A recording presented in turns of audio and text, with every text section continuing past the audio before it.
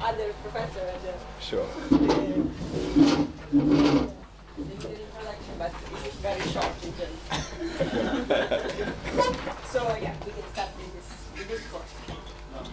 Okay, great. Welcome everyone. Do help yourself to coffee, etc. as required. And especially well done to the people who are late out on the beach for making it here in the morning. A pleasure to be here. I'll thank Giulio when he's awake for inviting me. It's my first time here, but I'm impressed by the natural surroundings, and it seems a bit of a shame to take your time away from the sailing, but I guess you're here for the mix of the sort of theoretical physics and the sailing. Okay, so this course is meant to be about path integrals, specifically in statistical physics. For those people doing quantum stuff, this is all going to be classical. Okay, so h bar is strictly 0 in those lectures. Okay, and I was just writing up roughly what I've got planned for these kind of 6 lectures, and then we can see how far we get. I was going to start off with just more or less reviewing the construction of path integrals. When I emailed Giulio my suggested syllabus, he sort of said, well, the first 2 bullet points there, the students will know all that anyway. So we'll see whether that's true. I'll do a bit of a questionnaire shortly.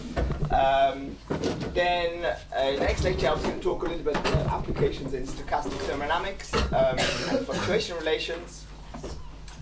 The plan for the third lecture was to think more about basically doing thermodynamics with trajectories, so doing the analog of equilibrium thermodynamics but for trajectories, looking at dynamic and phase transitions, etc.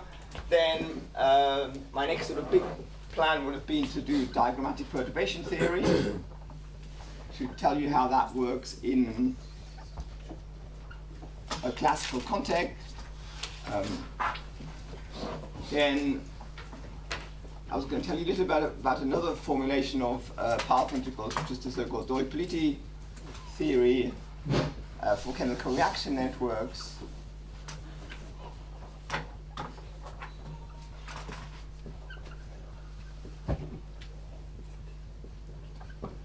And then finally, at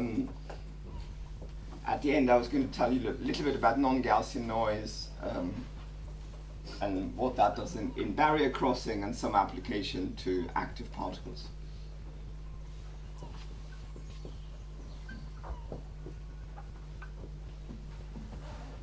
Okay, so I've met some of you, but not all of you, so I want to just get a quick feel for what sort of background you have and also maybe what you're interested in. So on this first part, I'm going to look at the Martin-Rose path integral and the corresponding Onsager-Machner formulation. Can I just have a quick show of hands? Who's heard of Martin-Rose path integrals before? Okay, let's just do the converse test. Who hasn't? Okay, you're definitely in the minority, but so we'll have to compromise a little bit on the speed. Okay. Stochastic thermodynamics. Who's encountered things like Jarzynski relation, Crookes theorem before? Okay. Who hasn't?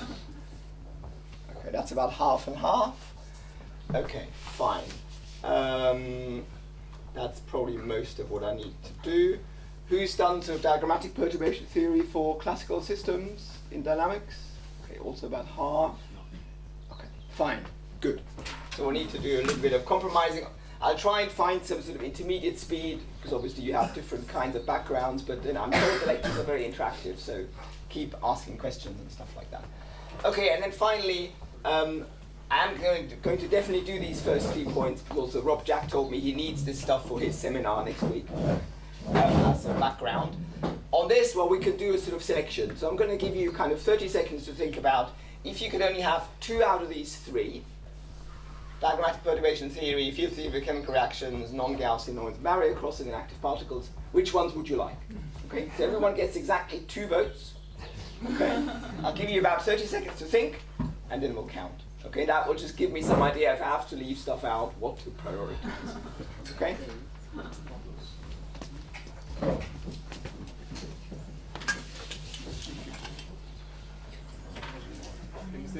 Choice 4, 5, 6. I pick your top 2. You get 2 votes.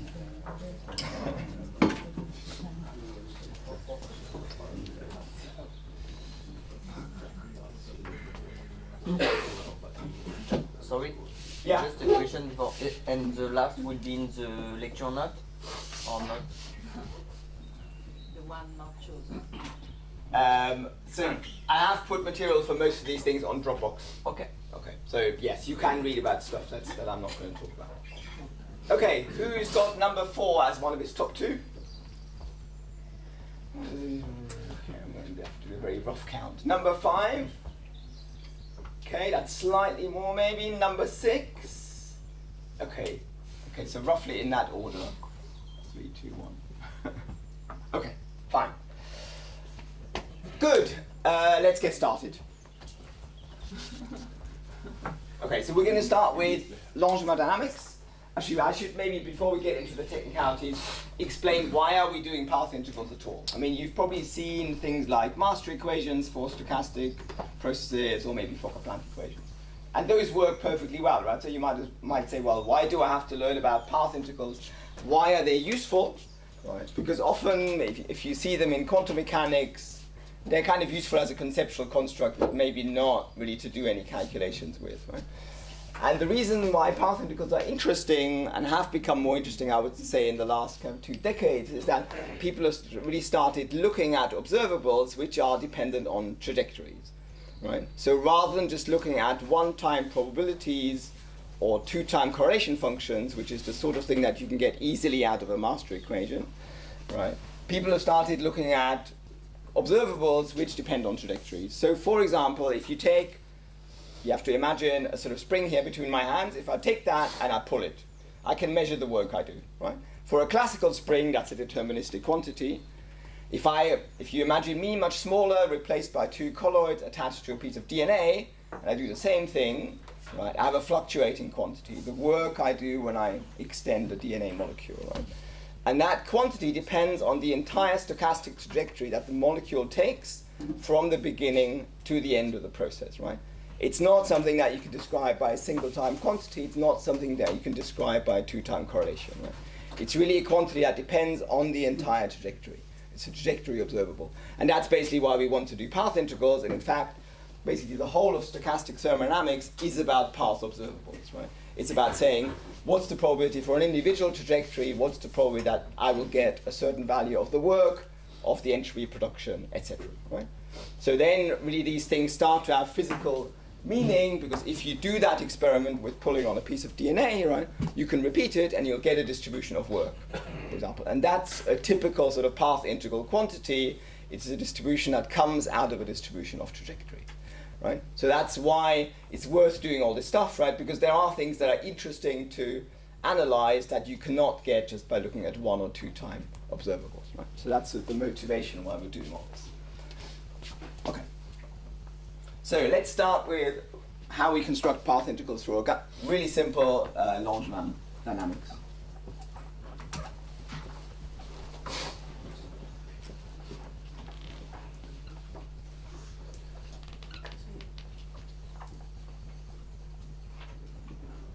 Okay, you have to tell me at the back if the font size is too small.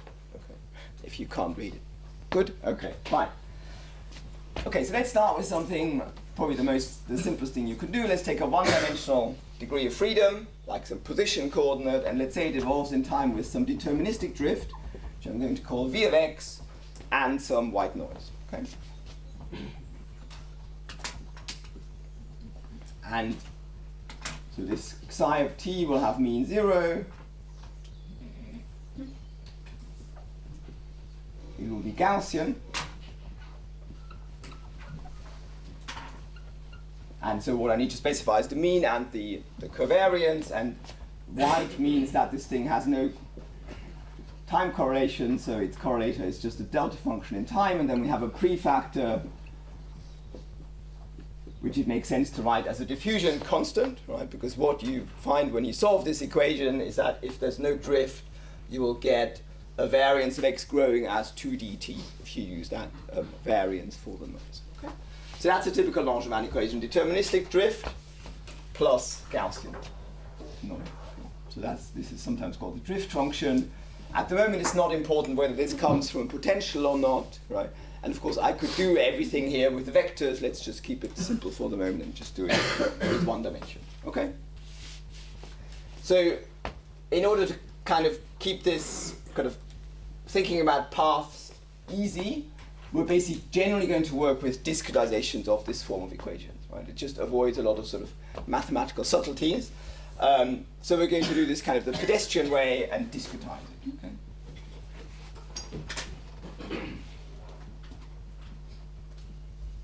And so what I mean by a path will just be basically a sequence of values of x.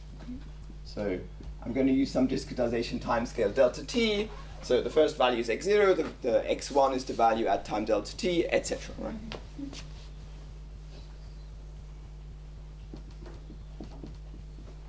Let's say n is the last one. Okay. So that will be the total time of our trajectory or something. Okay. So when we talk about the path probability at this sort of pedestrian level, it's just a joint probability over these m plus 1 values that our x has at these different discretized time points. Okay? How are they? How do I get one from the other? Well, I need to discretize this equation. Okay. By the way, who's heard of Ito versus Tratonovich? Great. Okay, you know all this stuff then. Excellent. So how would we discretize the deterministic piece? So we would say xn plus 1 would be xn plus delta t times v at time x, at the previous time step. That would be the obvious thing you might do on a computer, right? If I don't have the noise yet, okay? So if I just don't look at the noise piece for now. But you could also do other things, right? You could also discretize as an implicit, what's called an implicit integrator, so that you evaluate this drift function at your new time point, right? That's then an implicit equation which you have to solve, right? As you might know, these things are often numerically more stable, right? And so what we're going to do generally, and this is basically a simple way of getting the kind of Ito versus Tratonovich distinction, I'm going to parameterize kind of an intermediate form of this kind of discretized dynamics. I think I had a nice acronym for this. Let me just find this. So I'm going to call this xn bar.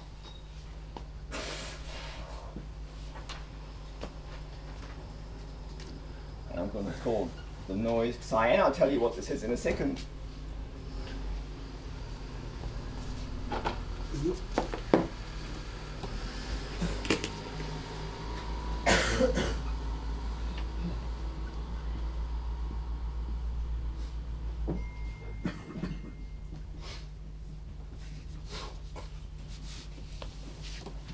So I'm introducing a parameter lambda here, okay, which basically tells me how I'm interpolating between these two. Okay, so I'm assuming I'm evaluating my drift function at some x which I'm taking as a weighted average of the old value and the new value. Okay, so this lambda, if I put lambda to 0, right, then you see I have my first version. If I put lambda to 1, I have the second version, but I could do other things in between. I could do lambda equals a half, for example. Right? And so it turns out that basically what gives us Ito and Tratonovich is lambda equals 0 and lambda equals a half is basically Tratonovich. And these both have their uses. I can never remember where the accents go on Ito, so you'll have to fill those in yourself. The uses of this are basically, this is easy to sort of program, right? It's in some sense nice and sort of causal in the sense that I just need to know the previous value. I don't need to solve any implicit equations to do the dynamics, right? And so this is actually easier, for example, for diagrammatic perturbation theory. Tratonovich, as you can maybe already guess at this point, will be the thing to use if we have to think about time reversal, right? Because then we want something that's kind of symmetric if I change the order of xn and xn plus 1, right? And then you could see that lambda equals a half is going to be the best choice, right? Because then I basically have a sort of dynamics that looks time reversible in a way that we will specify later. Okay. Okay. So that's going to be my discretized dynamics here. Now I just have to tell you what the psi n is, and it's just the integral of this psi here over the corresponding small time interval, delta t. Okay. Question. Yeah? So if I'm doing numerics, how do I do the second one? Like where I need xn plus 1, vxn plus 1. So in principle you then have that, this is kind of a root finding problem, right? you then have to, this is an implicit equation, right? So you then really have to solve that equation numerically, right? So that's why people, especially kind of, if you don't have a complicated problem, that's why you would typically program this, right? But it's known that these have got much better stability properties, for example, for stiff problems, right? But yes, so this is implicit, right? At the moment, we're not too concerned about how you would do that. We just assume there is a solution, right? And if delta t is small enough, right, it's sort of clear without being at all mathematically rigorous here that there will be a unique solution because it has to be close to xn, basically. Okay, so what was our psi n here? That's the integrated noise. So it's just integrating the noise between n times delta t and n plus 1 times delta t.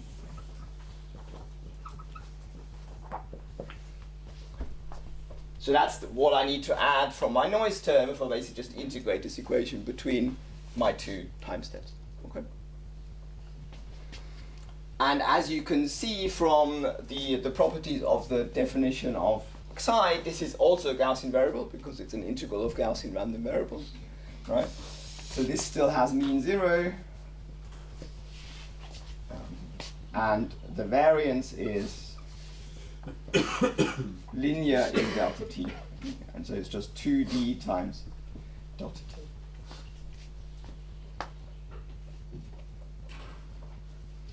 So I'm going through this quickly. If anyone, like I say, if you have any gaps there that you'd like me to go over, then do say. You get this by just basically taking the square of this, and then you take the average, you plug in this correlator, you get a one-dimensional integral, which gives you a delta t, right? Which would make, that's what you'd expect, because this is a random walk, right? So you know that the variance of that has to scale linearly in delta t. Yeah? All good so far? Okay. So then so what we've now done is basically we have a set of equations. That's basically, sorry, this one, our iteration equation. Okay, so that's our discretized dynamics, right? And it's stochastic because I have these Gaussian variables there, right? So now what we want to do is we want to find the distribution of these x's from the distribution of these xi's, because if I know the xi's, then I know all the x's, right? So I have a mapping from all the noise variables to my path. Okay, so I just need to convert the probability distribution of these xi's into the probability distribution of my path. So that's what we'll do next.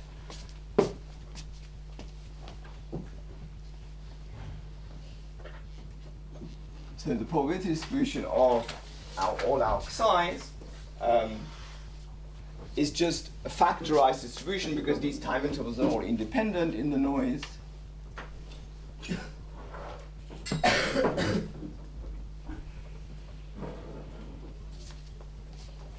So I get a factorized distribution, and then each of those is just a Gaussian.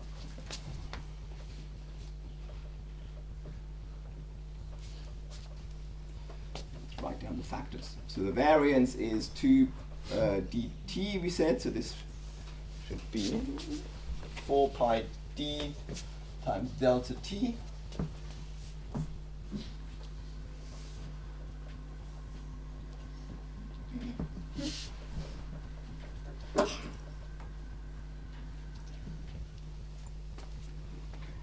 Right, so that's just writing down the probability of the noise.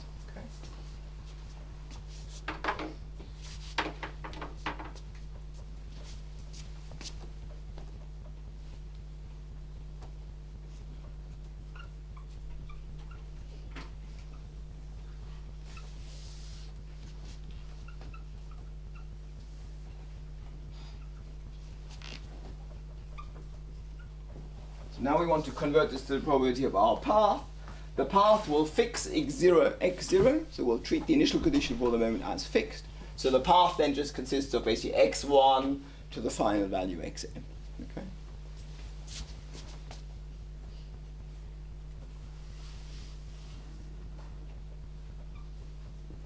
And because I can get the x's uniquely once I've got the xi's, this is just the same as the distribution of the noise variables, except that there is a Jacobian, okay, which is the usual thing. So you have a d psi by dx transformation. Okay. just to map one probability distribution to the other one because the variables are not related linearly.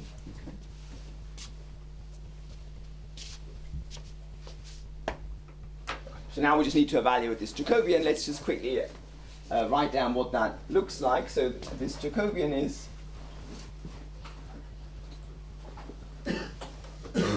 it's basically the derivatives of,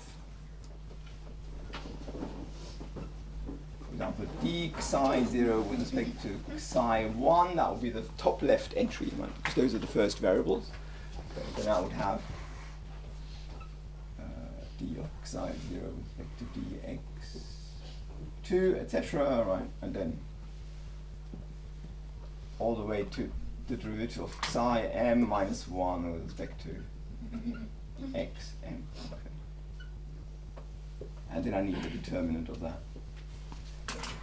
So we just need to write down what that matrix is and then evaluate the determinant. That looks a little bit annoying because we have a sort of m by m matrix, but luckily this matrix is actually very sparse because you see each psi n only depends on two values of the x's. Right?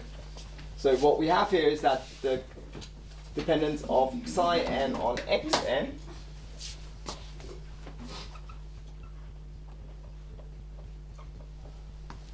right, now we just have to be careful with the lambdas, right? So we get a 1 from, let's write down the intermediate step. So we have psi n. If we just invert that equation there, that's equal to xn plus 1 minus xn minus delta t v of this intermediate evaluation point xn bar. So that's just taking that equation, inverting it, right? And so you see if I now differentiate psi n with respect to xn plus 1,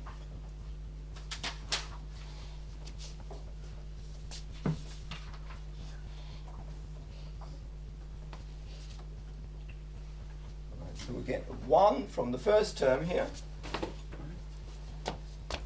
This is only a function of xn, and then here we get minus delta t, and the dependence on xn plus 1 sits in this factor here, so I get a 1 minus lambda. And then a v prime, again evaluated at xn bar.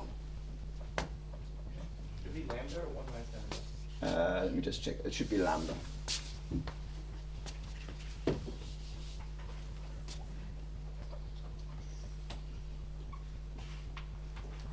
Derivatives on the outside. Okay.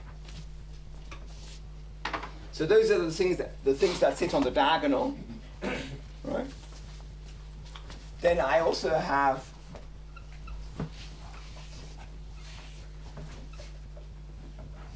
a derivative below the diagonal, okay? But actually the only two diagonals in that matrix which are non-zero is basically the main, oops, that's not very clean.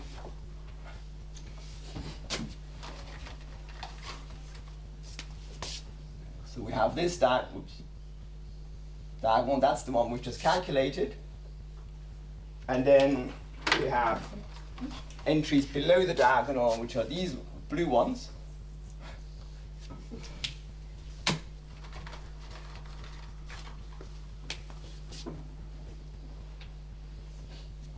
And these would be these guys. And everything else in that matrix is 0.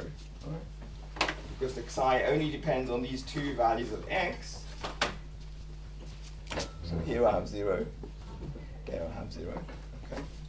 And so you have a matrix with entries on the diagonal and then in one diagonal below, right? And because that's a triangular matrix, right, you know that the determinant is just the product of the diagonal. So I don't actually even need to work out what these guys are, because for the determinant I just multiply the diagonals together. So because the Jacobian is diagonal, is triangular,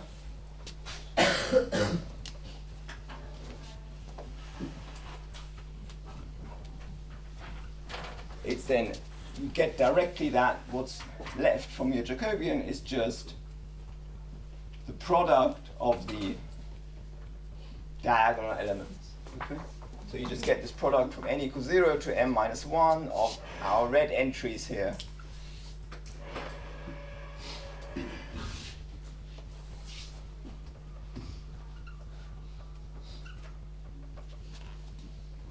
So we get one factor for each time step of 1 minus delta t times this lambda times v prime. Okay, so that's the exact Jacobian. Okay. So now I'm basically done. That's our sort of first path integral in some sense. I just need to take that Jacobian, insert it in my formula up here, and I need to then express this probability of the noise variables in terms of the x's, right? And that's easy to do because I already have an equation that tells me how psi is related to the x's. Okay. So what we end up with is that the probability of a path, and let's see what I wanted to introduce that. Let's do that now. So I'm going to call that quantity here, just because it's a bit of a mess to write this out all the time. I'm going to write this as probability of x dot, that means x as a function of time, okay, conditional on x0, because I've fixed the x0. And I'm using these square brackets to indicate that in the continuum limit, this would be a sort of functional, right, of the path, okay? So that's just a shorthand for this thing, which will be useful later when we want to do the continuum limit. Okay. So the probability of the path, given the initial value, let's ignore these prefactors here, they're all constants, will be proportional to, well, I have all of these exponentials here. So I have a product over n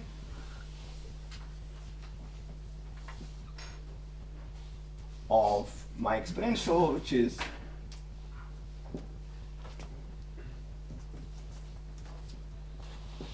psi n squared, which I just have to plug in from here.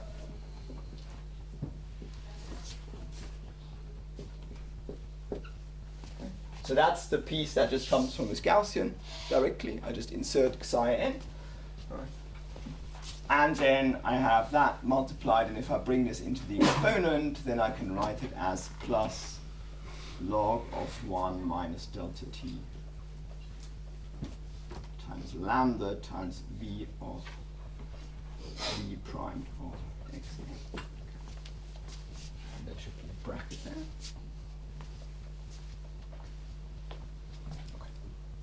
So that's the sort of direct derivation of the path integral for Langevin dynamics. And so typically we write this as e to the minus some action, which depends on the path. And then so what you read off from this is that the action is just given by, if I pull the delta t inside, which is typically useful to do, then I can basically write the first term in terms of something that looks more like a velocity. Right? So I get a sum over all time intervals. I have a delta t over 4 times the diffusion constant. Then here I have my velocity term, xn plus 1 minus xn divided by delta t. I have the actual drift function, so I have the deviation of the actual velocity from what it should be deterministically squared. That's basically telling me how much noise I need to get that deviation from the deterministic drift. Right. And then what we do typically is we assume that delta t is small, so we linearize the log. Okay, so then this just gives us another factor of delta t, and because I took out a minus here, this just becomes plus lambda v prime of x n bar. So that's the action for a Langevin path integral. And you see what you can now do kind of suggestively is basically you have a sum over time points here, right? Each of those contributions, there should be a delta t, which I've not written. Let me write the delta t at the front. Now it makes more sense. Okay. So now you can think of this like a Riemann sum. Okay. So if you assume everything is kind of well behaved mathematically, this is an integral over discrete time points. That's the length of the corresponding time interval, and then what you're integrating is just this quantity here, right? So I'm going to put quotes around this because doing this mathematically properly is of course difficult, right? But sort of if you just take a naive continuum limit, then you would say, well, this goes to the the time integral of some Lagrangian from 0 to the final time,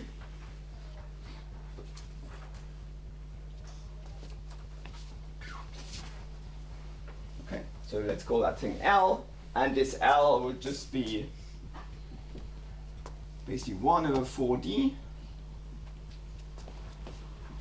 x dot minus v of x squared plus lambda v prime.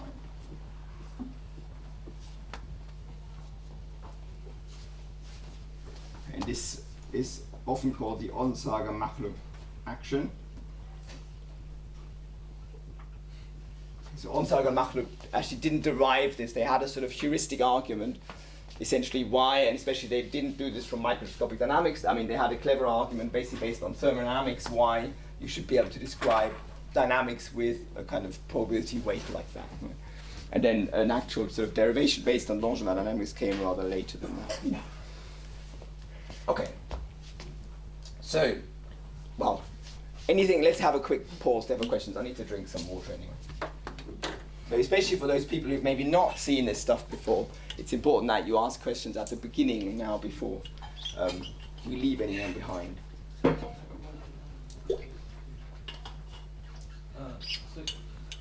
So while going from the discrete case to the continuous case, Yeah. you replace x and bar with x. Exactly, right? Because you could sort of argue, loosely speaking, well, okay, I don't care in the continuum limit because xn and xn plus 1 are close anyway, right? But that's why I've written quotes here, right? Because you're exactly right, this notation kind of hides the fact that I've chosen a specific way of kind of evaluating this drift here, right? And of course, that's where the lambda sits, right? And so if you just look at the continuum version, right, you would think, well, this is really weird. I have this undetermined parameter lambda there, right? And it looks like I could just play with this without changing anything here, right? Which of course doesn't really make any sense, right? So if you read it like this, then you have to actually think about that there is also a lambda in the first term, right? So that's exactly why I put the quotes here, right? So it's often written like that, but I know, to me, I think it's it's sort of easier to understand if at least you have in mind that it comes from a discrete version like that.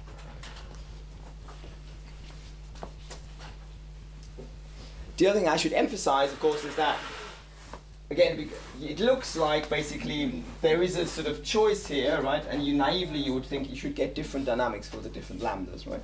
But it's just the same kind of choice you have when you integrate a differential equation like here, right? So as long as delta t is small enough, and you're looking at dynamics at sort of finite time intervals longer than delta t, significantly longer, right? Then you will always get the same results, right? That's what we rely on when we do different numerical integration techniques.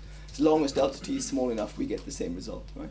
That does not mean necessarily that the probability of each individual path here on that time scale of delta t is independent of lambda, right? That's not true, right? Because if I look at the level of delta t, right, then of course these probabilities, what lambda I choose here does make a difference, right? So the idea is that these are equivalent formulations as long as I look at finite time intervals, and then I've discretized finally in between, right? So if I have 10 time points which are separated by some finite time intervals, each lambda will give me the same joint distribution on those kind of 10 time points, right? But my delta t needs to be much smaller, right? So that sometimes causes confusion because people think, well, how come you can have different distributions of these paths, right? It's because at the level of the discretization, the lambda does play a role, but not if you look at any finite points. I think there was another question there. Yeah? I mean, naively, choosing lambda equal to 0 would be the simplest choice, no? Yeah. Because the derivative is just 1 of this dx I n into dx, and that's 1. Exactly. So, and that's also totally fine, you say, but nobody likes to do that. No, it depends on what you want to do. We will be using both later on, right? Okay. So where lambda is easier to basically look at is where lambda equals 0, as you've said, is easier, for example, and if you want to do anything numerically, or actually if you want to use this kind of diagrammatic formulation, right? Because it turns out then if you start looking at response function, the so-called eco-time response function is actually related to lambda, right? And for the diagrammatics, it's much easier to have lambda equals 0 because there's lots of diagrams that don't turn up. right? Whereas if you have non-zero lambda, you get cancellations, basically, right? But there are cases like if we want to do stochastic thermodynamics, right, which is essentially about symmetries under time reversal. I mean, at least the fluctuation relations, most of those are derived from that, right? Then you can see you want a formulation that's symmetric under interchange of time, right? And then, as I was saying earlier, then you really want to use lambda equals a half, right? Because you can see this, if I change time and I start from lambda equals 0, right, then I will end up with this, right? If I change the direction of time to go backwards, right? And so you end up changing your equation of motion at the local delta t level, whereas if I take lambda equals a half, then if I swap the direction of time, we'll do this later, right? Then actually nothing changes, right? But And you so, do this on the level of on the left side. So you go back to discretization. yeah, that's the easiest way to do it. Yeah, exactly. But then that's only really easy to do if you've chosen lambda equals a half, right? So there's no right or wrong choice, right? And in fact, there's some people who prefer lambda equals 1 because at the level of the Fokker-Planck equation, that then means that your diffusion term, if you have multiplicative noise, turns up between two derivative, and then it's easier to think about sort of Hermitian operators, right? So there are kind of at least those three choices, 0, a half, and 1, they all turn up and they all have their usefulness depending on what you want to do, right? So there's no single right or wrong choice for the lambda. Right? Depends on what you have in mind, what your goal is. They all give you the same physics, but it's just more convenient to work in one scheme or the other in some cases. Other questions while we've stopped? Yeah? Sorry? A bit bigger? Yeah, okay, I see the indices are getting smaller. Yeah, okay. Fine. Yeah, do we take pictures of these boards or something? It's recorded. Oh, it's all recorded. Excellent. Very good. Okay, cool. So that was Anzeigermachung, basically.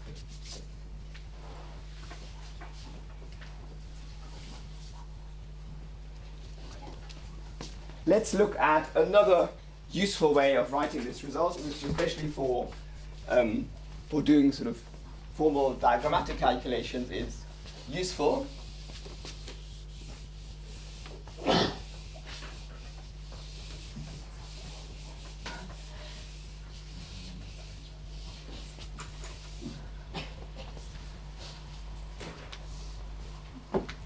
So there's an equivalent way of doing the same calculation just by basically working with Fourier transforms. Okay, I just need to check how I did my Fourier transform convention.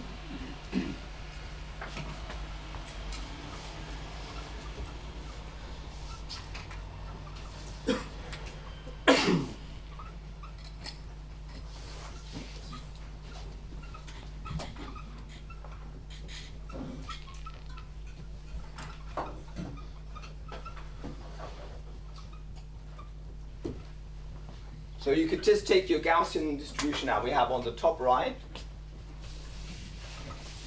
and write it as a Fourier transform. I'm going to introduce a hat variable.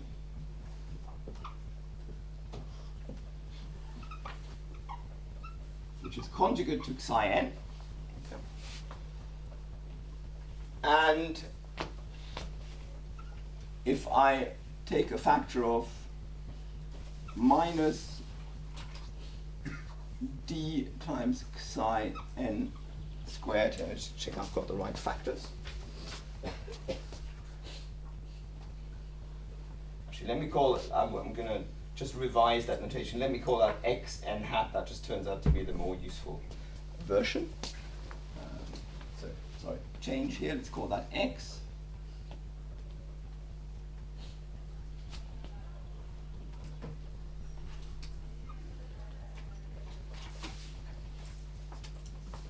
So that's basically the representation of the distribution of psi n, which is a Gaussian as its Fourier transform. Right? So the Fourier transform of that Gaussian is basically minus a half times the variance, which was 2d delta t times the Fourier variable, right? Which is here is the x hat. Right? And so now I can do the same thing as before. I can multiply all of these Fourier transforms together. That gives me the right-hand side. Okay. And I still have my Jacobian from before. Right?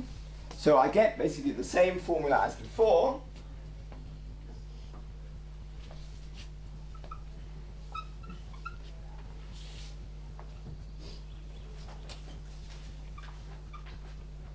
But now I have all of these x hat variables to integrate over.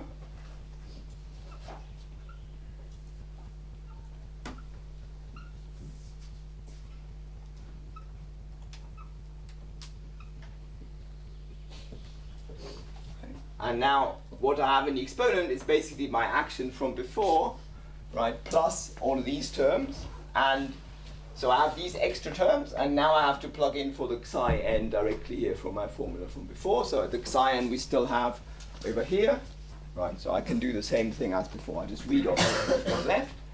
Okay. So let's write this down. So we get a product over n. Let's put it straight into the exponent. So we have a minus I sum over n, x n hat. And here's where the psi n goes. Bless you.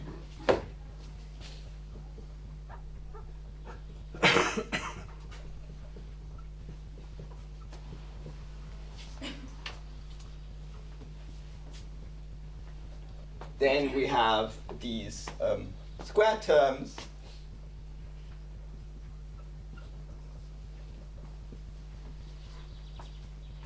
And finally, I still need my Jacobian from before, which was the minus lambda delta t v prime.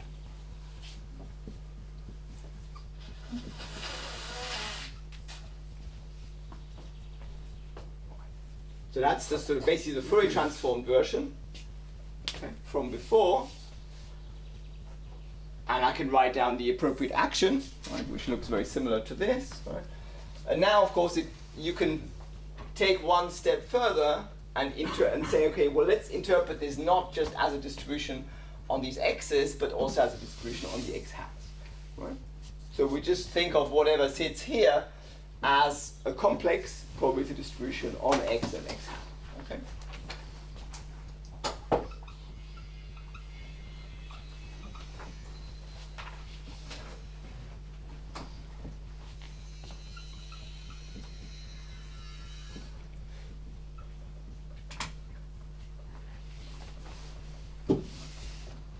Now we have a path in x, we have a path in x hat. Everything is still given for a given initial condition. And again, this will be proportional to some action. And the action, if we just take it from what we have here, I can write again as delta t times the sum of the time steps. And what we've got in there now is I, x, n hat, again, times basically a velocity, but now linearly. And we again subtract the drift.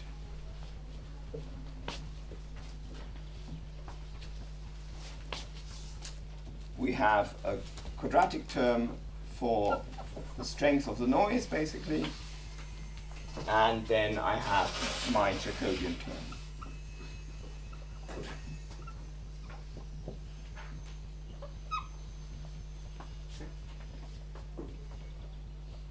So you see it kind of looks very similar to what we had before. You have this term now appearing linearly. It's multiplied by this conjugate variable. The fact that it has a variance proportional to d now sits here, whereas before it sat in the sort of prefactor, right? And the Jacobian term is the same as before, right? And again, you can think of that. You can take a sort of continuum limit with exactly the same provisos as before, where again you get that this S is the integral of some Lagrangian now of a slightly different form because it's for x and x prime, and it's just I x hat times x dot minus v of x plus dx hat squared plus lambda v prime.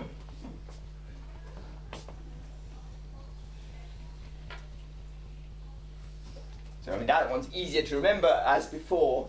If you want to be sure what you're actually doing, it's useful to go back to the discrete version. Okay. And this one has got lots of names. I think the most common acronym probably now is this one, which is Martin, Sidier, Rose, Janssen, Deterministis. You could add Pellitti, who's also done lots of work on these. Okay. Basically, the original Martin Cici Rose paper on this, I would say to a first approximation, is completely incomprehensible. They did this with operators, right? They mapped everything onto a sort of quantum formulation, right? And then in the end, they somehow managed to get out this Lagrangian. I'm still not sure whether I've really understood what they're doing. I've got a colleague who claims he does. And then Janssen and Dominicis did something more like the derivation we just did, which actually, once you know where you're going to, is relatively straightforward, as we've just seen. Right? So you don't actually need to go through any sort of quantum mapping. But there was a question. Yeah? Can you explain the first question? Is it really e to the minus dx n hat squared, or is it psi n squared? Okay, no, it's the xn hat, right? Because basically what you do is you say, okay, well, take this thing, multiply by e to the plus I xn hat psi n, and integrate over psi n. That gives you the Fourier transform, and that's this, right? And now I transform the Fourier transform back to get the original function. Ah, okay. Right? Okay. So whatever you could think of. Yeah, okay. You could think of space and wave vector space, or whatever, time and frequency, right? But yes, this is correct, right? Because this is the Fourier variable, right? So the Fourier transform is a function of x n hat, and then you transform it back. Okay, so those are the kind of two main formulations for Langevin path integrals, right? It's the Onsager-Machtub action and the Martin-Cici rule. Okay. I don't actually remember which one came first here. And as I said, as we've sort of discussed, the lambda is kind of hidden whenever you look at the continuum version like that, and so that's something you have to be aware of. It's not something that is often spelled out very clearly if you read a paper, right? So often they will just say, well, we'll work with one choice. For example, if you read Udo Seifert's splendid review on stochastic thermodynamics, he just says, we'll start with Onsager-Machtub, and he just puts lambda equals a half. He doesn't really say why, right? But it's sort of clear in that context that you want something that's reversible.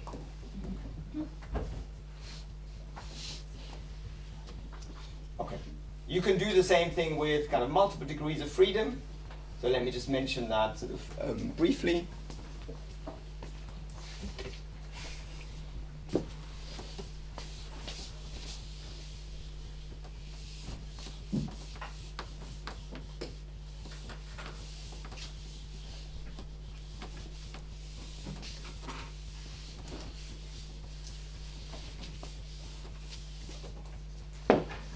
So I'll just write down what the corresponding results are. They're fairly straightforward.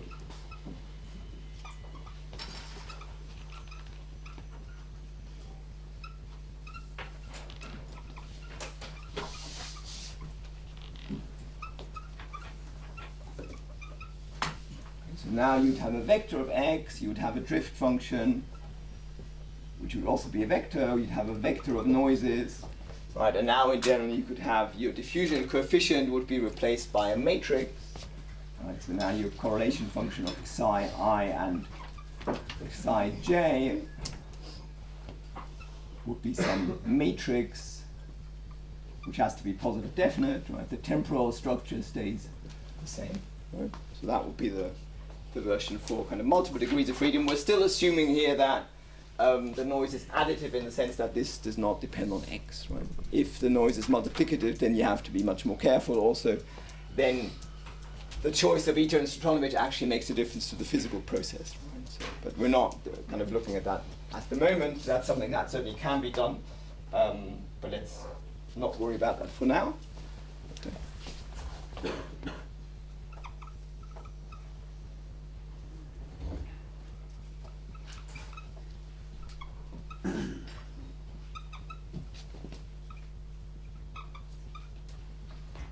You can probably guess what the Lagrangians are just based on the forms we have here, right? So if x is a vector, well, basically that's going to be a vector. Then I have the d here, that's going to be a quadratic form, so I'm going to get the inverse of d, right? So we're going to get something that will be 1 over 4 x dot minus d of x transposed, and we have the inverse of d here. And now this derivative of v prime, right, that will become basically the divergence, right? So we'll get lambda, the divergence of V of X. Because basically you have each component of psi being related to each component of X, right? So you get one term like this for each component. You get the derivative of the first component of V with respect to the first component of X, etc. If you add all those together, you get the divergence. So that would be the Onsager-Maklub version.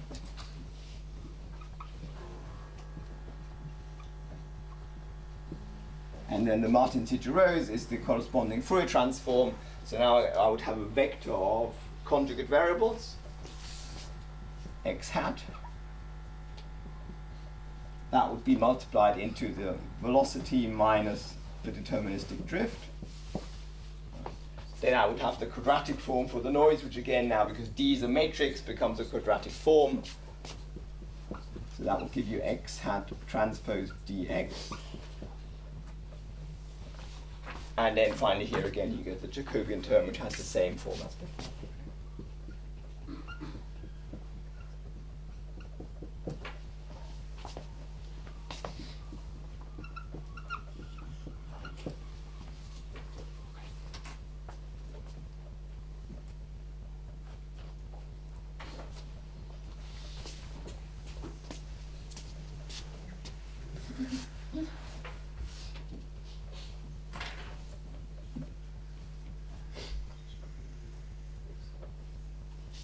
Questions? Yes. What is the meaning of x hat, the physical meaning of x hat? Very good question. We'll come to that. Basically, what you can, let me see, can we see that already at this stage? So what it turns out to be, I'm not sure whether we can easily see this at this stage, I need to think about that. It's basically what's called a response field.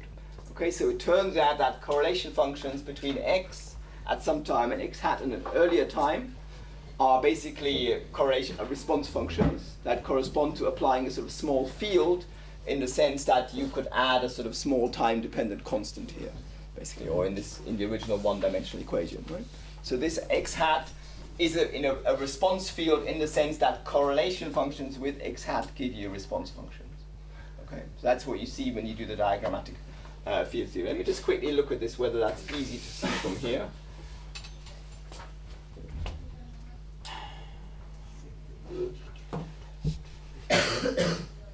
Yeah, so for example, if you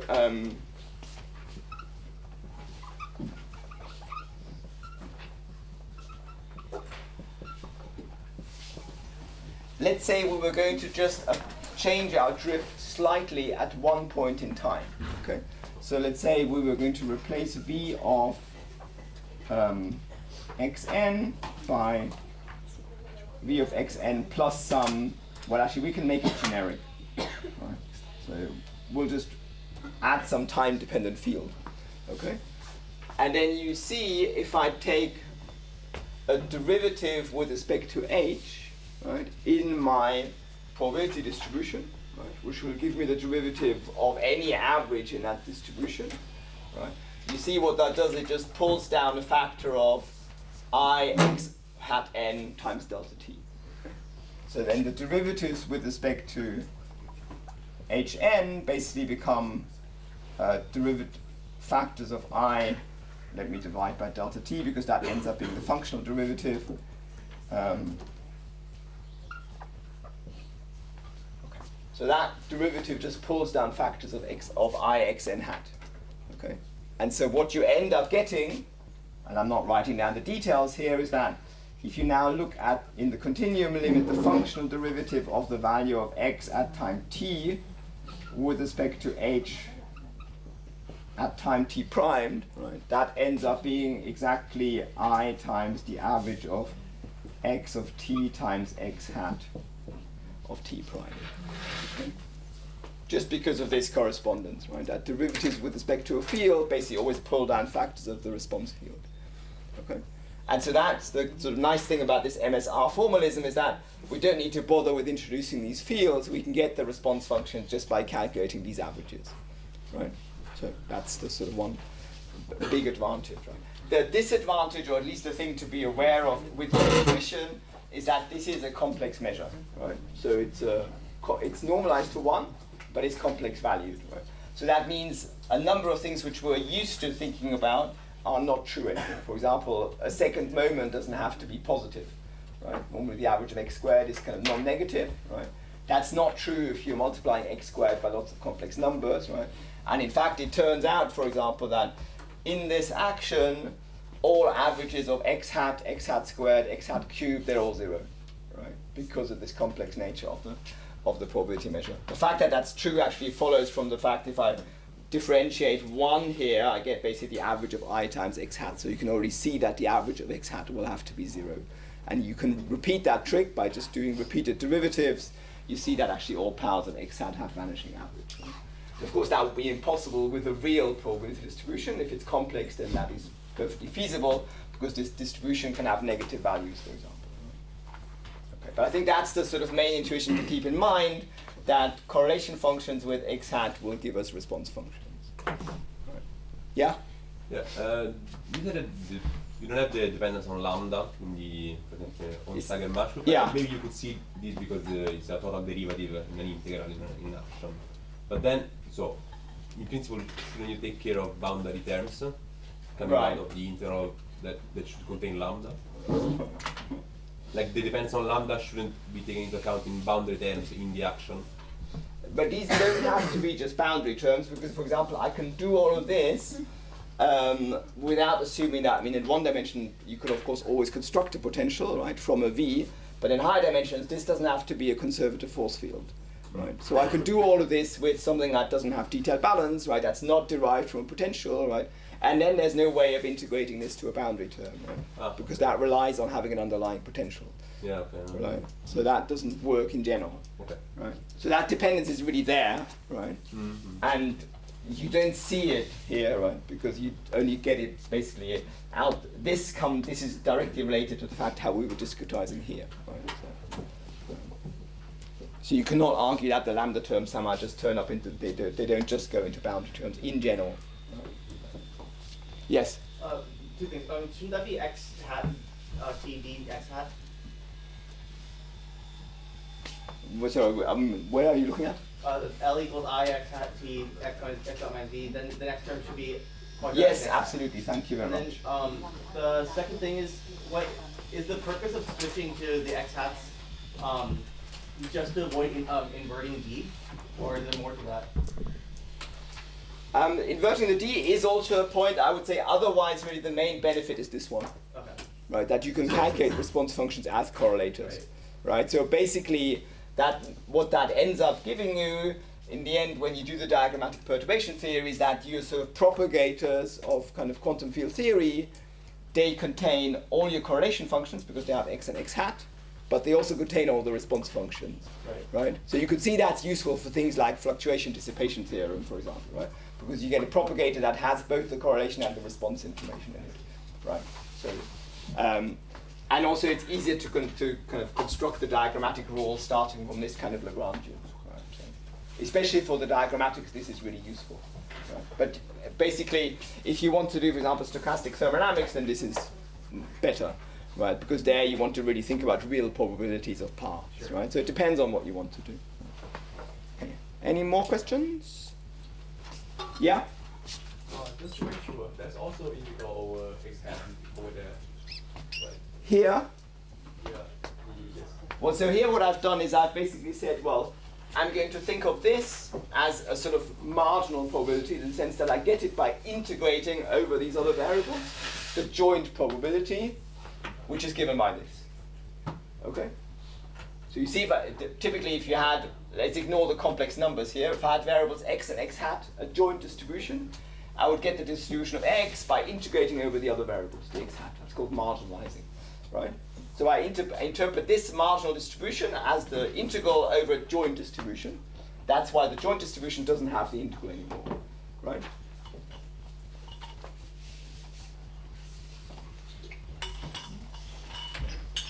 Any more questions? Okay, good. Then we can start looking at time reversal, which is the stuff that will start taking us towards stochastic thermodynamics. Let's see what I'll need to preserve.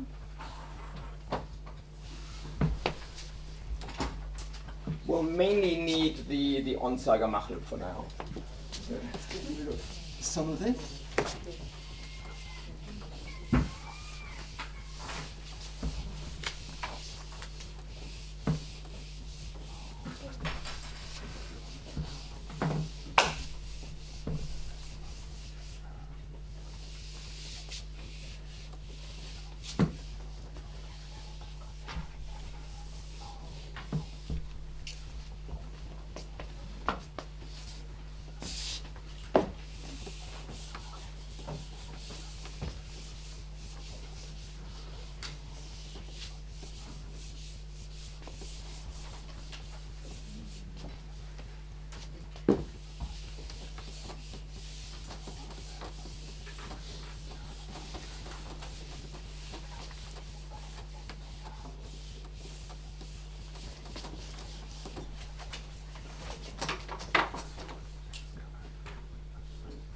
Okay, so we're going to start looking at time reversal. Like I said, that's sort of the basis for most of the fluctuation relations that we'll come across.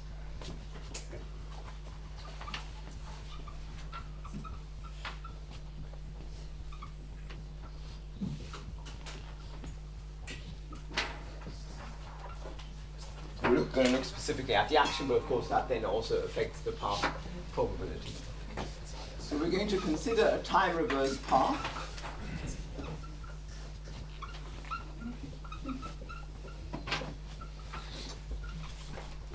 I'm going to call that X dagger. Okay. So that will be a path that has, as before, entries running from x0 to xm with daggers on them, where the dagger indicates time reversal, okay, and it has the obvious relation to the original path, so x hat 0 will be equal to xm, x1 hat will be equal to xm minus 1, etc. And then xm hat will be my original starting point. Okay, so that's, in this case, simple because we only have position coordinates. If you had things like momenta, then of course you have to also think about sign changes. Here, because we have overdamped Langevin dynamics, we only have to think about position coordinates. And this actually becomes, especially once you have sort of active particles, and Rob Jack will tell you more about that, then it becomes even less trivial, right, what you put into time reversal, right? But here it's sort of straightforward for the moment, right? So let's look at what the action is for the time reverse path.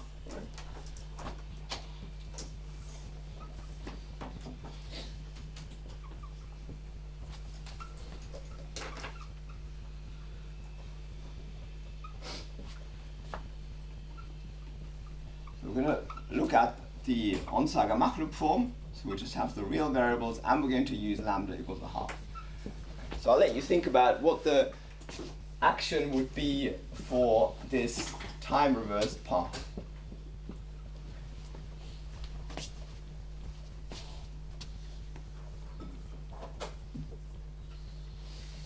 The basic question is, what changes compared to what we've got here? Sorry? The sign of x dot? Yeah. Anything else? Maybe give everyone else also a chance to think.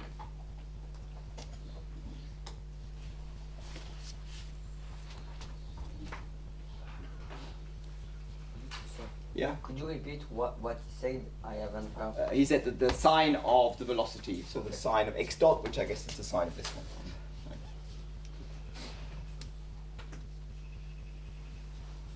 Okay, if you're not finding anything else that changes, that's good. That is the correct answer, right? Because that's the only thing that changes. Why? Well, because we're summing over all time intervals, right? What we're doing at each time interval is we're just changing the order of the time. So this guy gets a minus, right? This guy, because we're taking lambda equals a half, is the same, right? Because this is just the average of the two xn's, xn and xn plus 1, right? So that's the only thing that changes is this term, right? So it's actually very simple to write down. This action is just given by the formula from before with a minus in the the velocity term.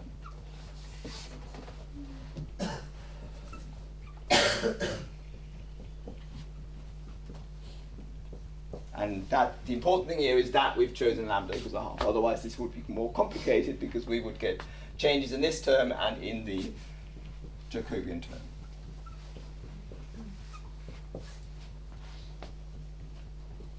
And there's probably a 1 over 4d here.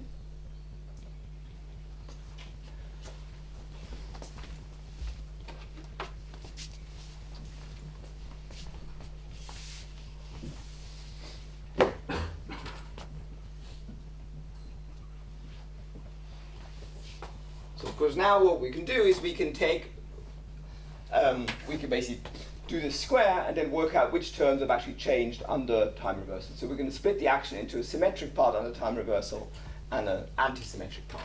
Okay?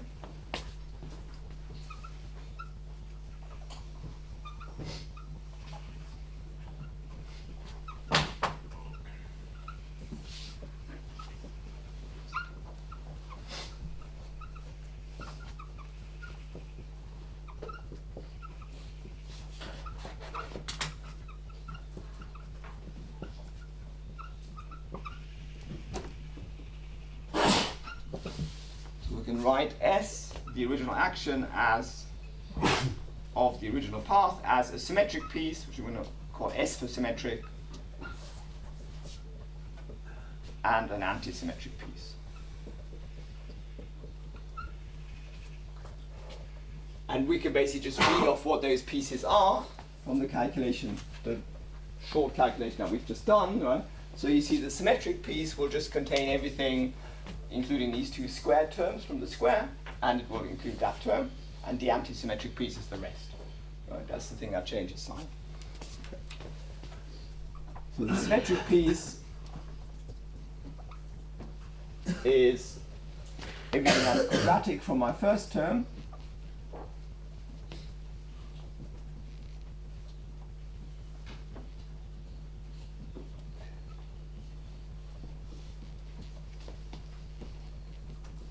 and then we have a v squared. Again at my intermediate evaluation point. And then I have my Jacobian. And then the anti-symmetric piece is the rest. So that was in the original action, we had a plus here, so that term ends up having a minus because of the square, and we have a factor of 2. So that's equal to minus delta t, sum over time intervals, 1 over 2d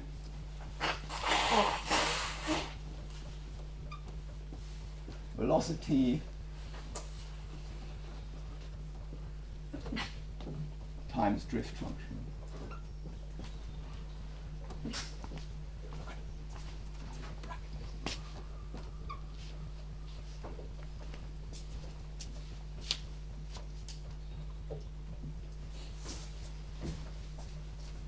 Okay.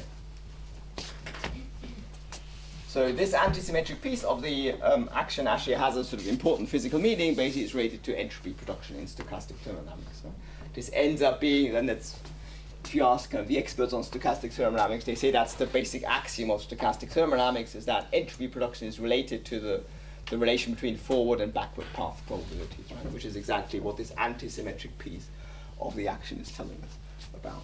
Okay, before we go there, let's just have a quick look at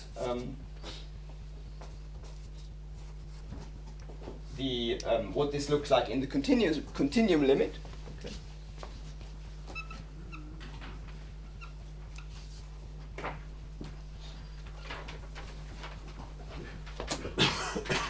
So in that case, if we take the continuum limit, well, you would naively write down basically the integral with a minus from 0 to t dt prime. You have a 1 over 2d, a velocity, and then the drift velocity. Okay. So this is subtle, because this is what's called a stochastic integral, right? This function is not actually a nice function, because your typical path of course, has random Brownian motion on it. That was our Langevin white noise, right? So actually, thinking of this as a continuum integral is mathematically not trivial, and you have to kind of really check that you can do usual rules of calculus on these things, right? It turns out, if you've chosen lambda equals a half, as in here, this is what's called the Stratonovich integral, and then the usual rules of calculus apply, right? So then I can actually now say, if this is coming from a potential, then I can basically relate this to what was said earlier, to a boundary term or a potential energy difference, right? So let's look at that case. Let's say our velocity is minus a friction, an inverse friction coefficient divided times a gradient. Or I could also write a mobility here that would be equivalent.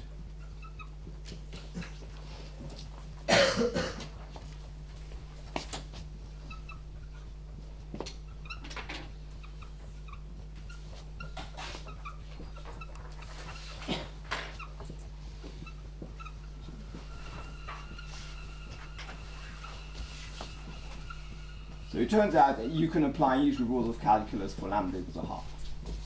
So in Stratonovich, and that's the other reason why people like to use Stratonovich rather than lambda equals 0, is because then the usual rules basically apply, right? So let's just plug that expression for the drift in here. So we'll just have kind of overdamped dynamics in potential capital V now, right? So then you see that the this antisymmetric part of the action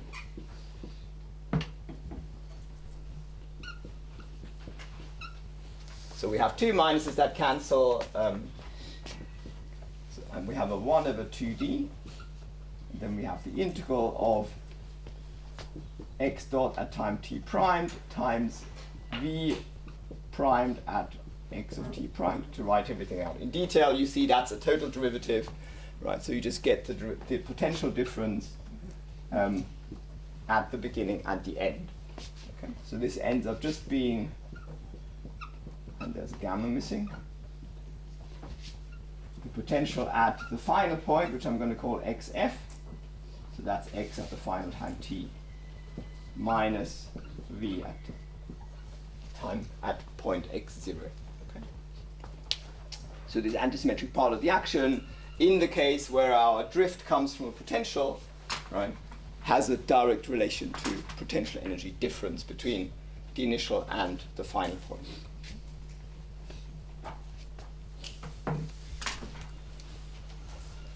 Yeah?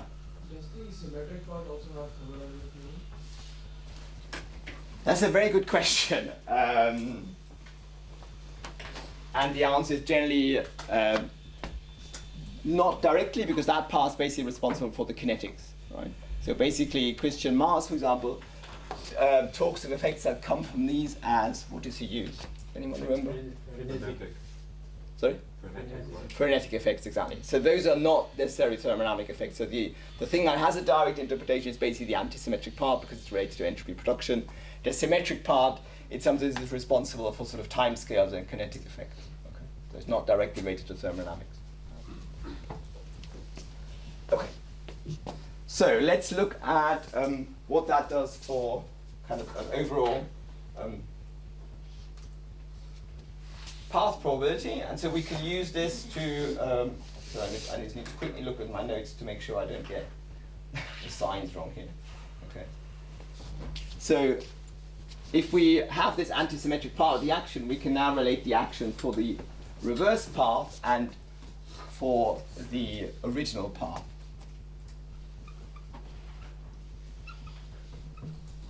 So if we write down the action for the reverse path,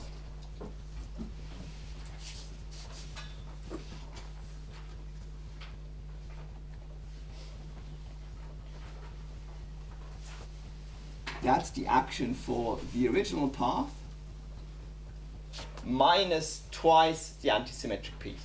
Right?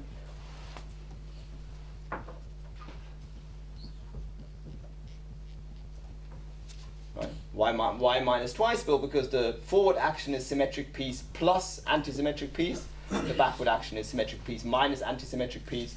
So the difference is twice the antisymmetric piece. Okay. So that's equal to the action of the forward path. Right, and then here this cancels my factor of 2, so I'm left with plus 1 over d gamma, original potential minus final potential.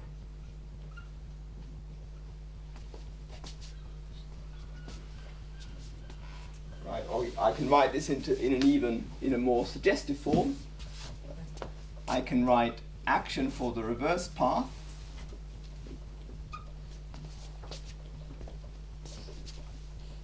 plus potential at the initial point of the reverse path, which is xf, divided by d gamma, which by the Einstein relation will shortly be temperature. Right? That's the same as for the forward path, or as the analogous quantity for the forward path. So it's v of x0 divided by d gamma. Okay. So I've just shuffled the terms around, and I've used the fact that the final position of my original path is the initial position of my time reverse path. Okay. So now if I look at the complete probability of a path, and I'm assuming equilibrium, this is the first time we're assuming equilibrium.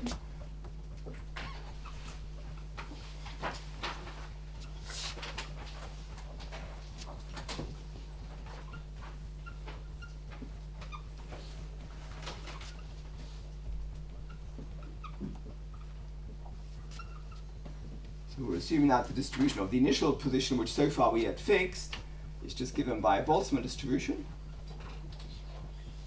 And the temperature in that equilibrium, consistent with our dynamics, needs to be consistent with the Einstein relation, so d times gamma needs to be temperature.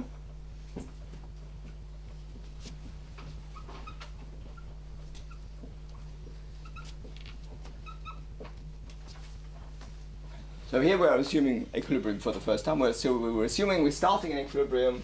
We have this Langevin dynamics with basically overdamped dynamics and some potential, and the corresponding equilibrium temperature is this d times gamma, right?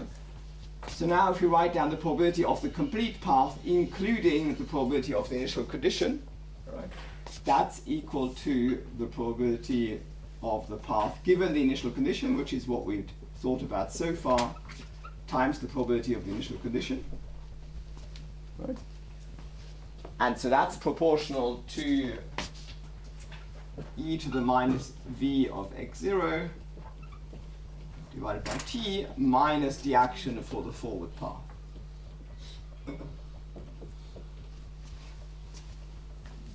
Okay. So this is just how you decompose a joint probability. Here we're conditioning on x0, then we multiply by the probability of x0. That gives us the joint probability of the entire path, including its initial point, right? And that consists of two factors. One comes from the action for the path propagating from x0, and one comes from the probability of the initial condition. Yeah? Do you work in units with KB's equal to 1? Yes, KB is always 1. KB is 1, H bar is 0. C is also 0. Okay. Yes, I should say that somewhere.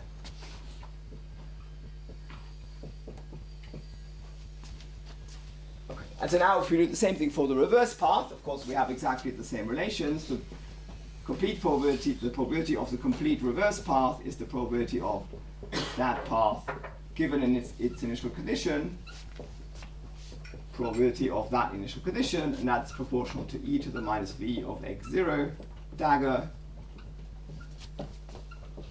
and the corresponding action.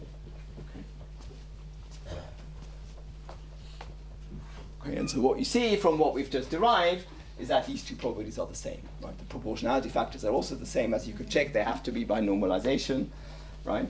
So these are equal, and what that's telling you is basically we have detailed balance. Right? And of course, that's what you would hope. We know that detailed balance just says if you take a movie in equilibrium, you play it backwards, you have statistically the same movie. Okay, so the forward and the backwards path have to have the same probability. Right? So these are equal.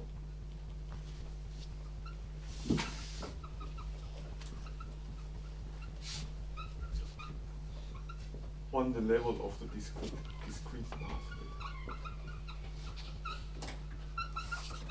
Yeah, that's all I'm working at. I mean, and for lambda equals a half. Right? This would not be true if you did Ito or something. Right?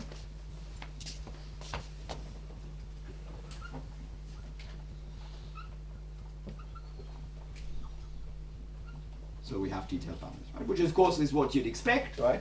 But this is basically how you see it at the level of the path probabilities, right? If you have Langevin dynamics that leads to equilibrium and therefore preserves equilibrium once you've reached it, right? Then starting an equilibrium, if you take an equilibrium movie and you change the order of time, you get statistically the same properties. So these have to have the same probabilities, right? So when you say this is not true for Ito, I would kind of disagree because that was just a mathematical convention. The physical result we get out should be always the same.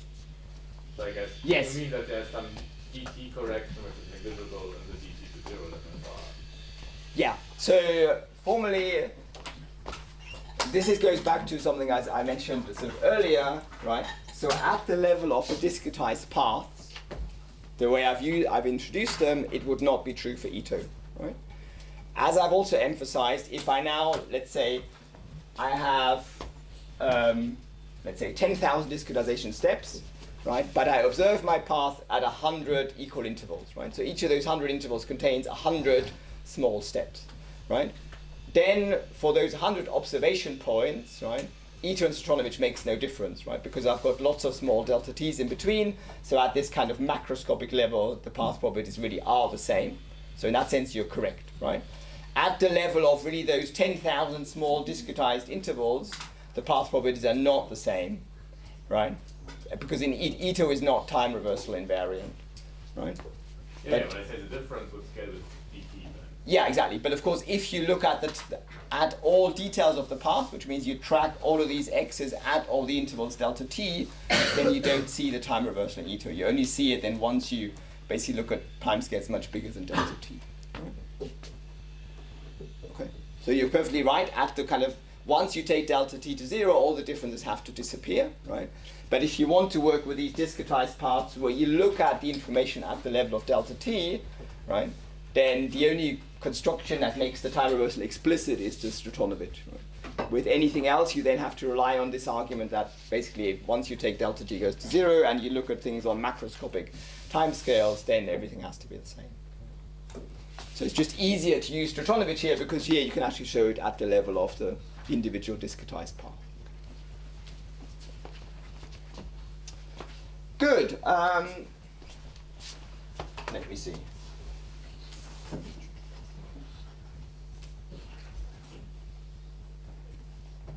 Yeah, I think this would probably be a good place to stop. Let me just kind of like Werner did yesterday, give you the sort of preview of what's happening. What we'll do tomorrow is basically we'll start looking at stochastic thermodynamics, and in stochastic thermodynamics the basic postulate is basically that this guy is related to entropy production.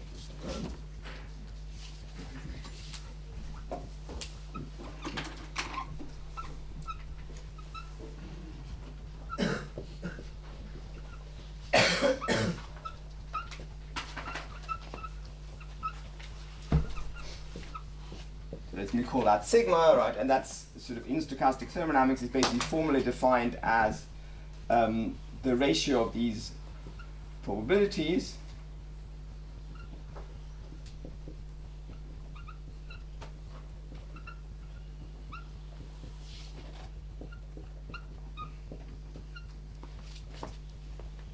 so this will be the entropy production. That's something that actually we've already calculated, because it's just equal to minus 2a. Right? The minus comes from the fact that we have e to the minus s. Right? So this is just equal to minus 2sa. Okay? So we could basically start from our expression for sa, and we can derive expressions for the entropy production from that. And in particular, what you can easily see is basically if you take e to the minus sigma, right, so that you get rid of the log again, right, and then you take an average, you basically just get the normalization integral of this, and that's 1, right? So there's a sort of trivial, what's called an integrated fluctuation theorem, which is basically that e to the minus sigma has an average of 1, right? And that sounds like a triviality, but actually turns out to be useful, because then, for example, from Jensen's inequality, you can also show that the average entropy production has to be non-negative, right? That just follows from a convexity argument, right? And you can also then make this more specific and look at the symmetries of the distribution of sigma that result from this. That's the so-called Galotti-Cohen symmetry, which again holds very, very generally, right? Because you see, at this level, actually, one doesn't really have to put much information in about what the details of the system, right? You could do this for other dynamics, not just for Langevin dynamics. Okay. So that's what we'll look at tomorrow. Let me stop there, and I'll be happy to take any more questions.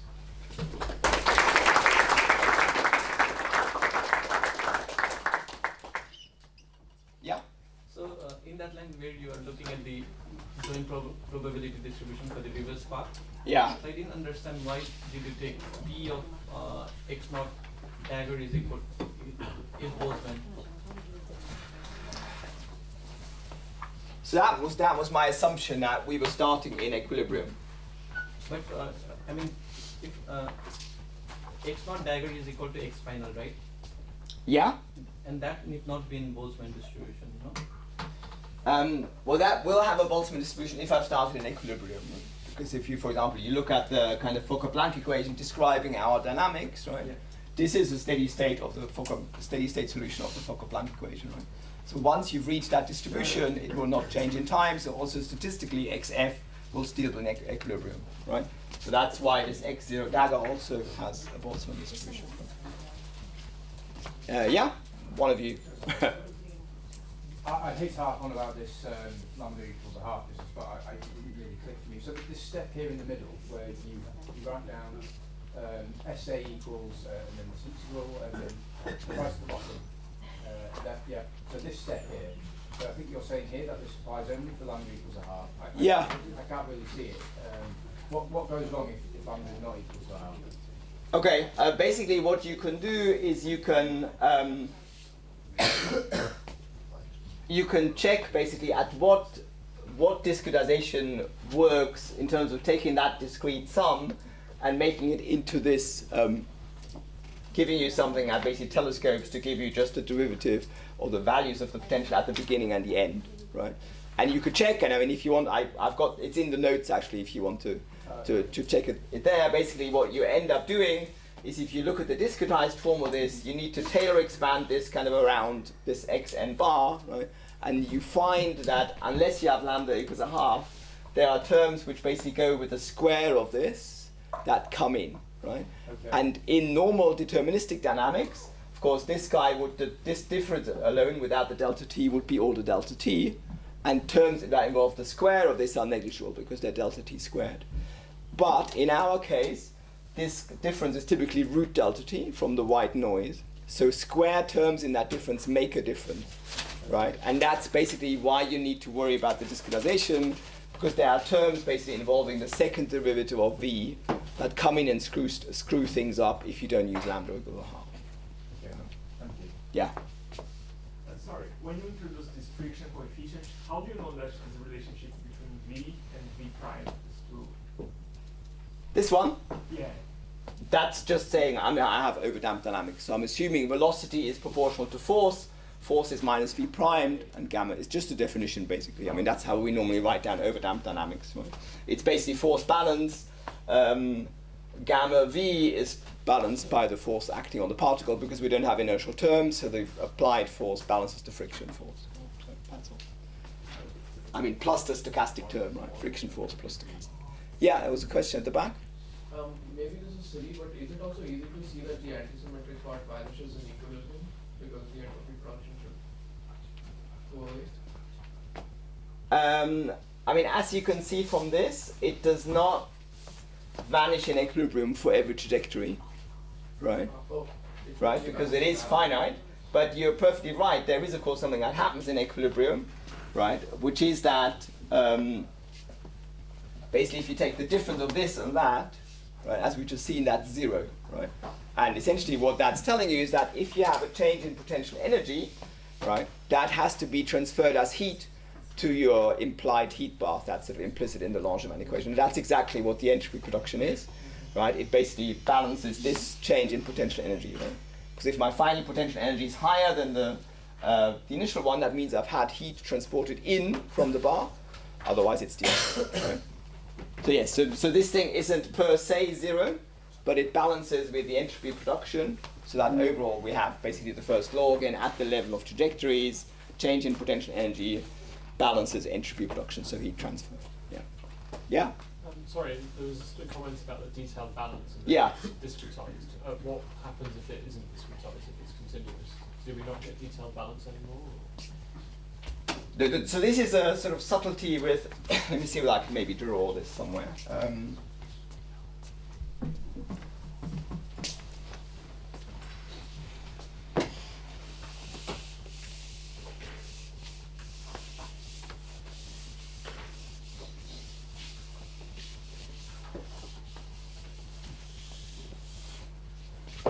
Okay, so let's say we have a sort of long path between 0 and t. Okay.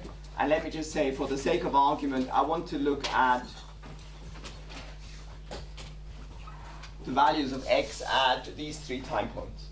Okay. So I'm interested in the joint distribution of, say, x at time t thirds, 2 thirds, and x at t. And now I go and discretize my path. Right? So I make lots of small delta t's. Okay. And so what I was trying to say is that basically this distribution, right, is independent of which convention you use. Okay. So this thing becomes independent of lambda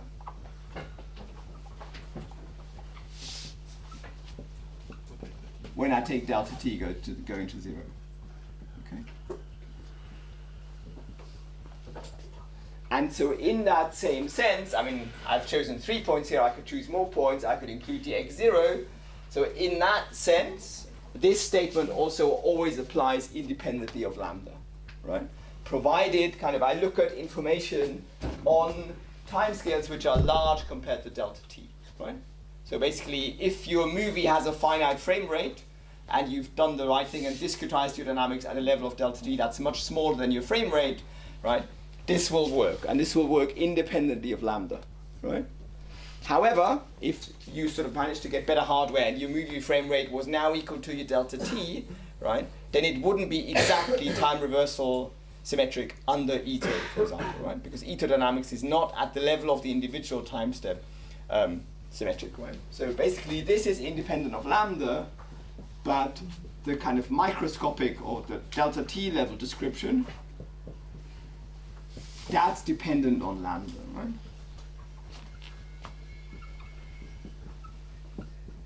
Okay. So that's the sort of thing that's slightly subtle in terms of the conventions for path intervals, right?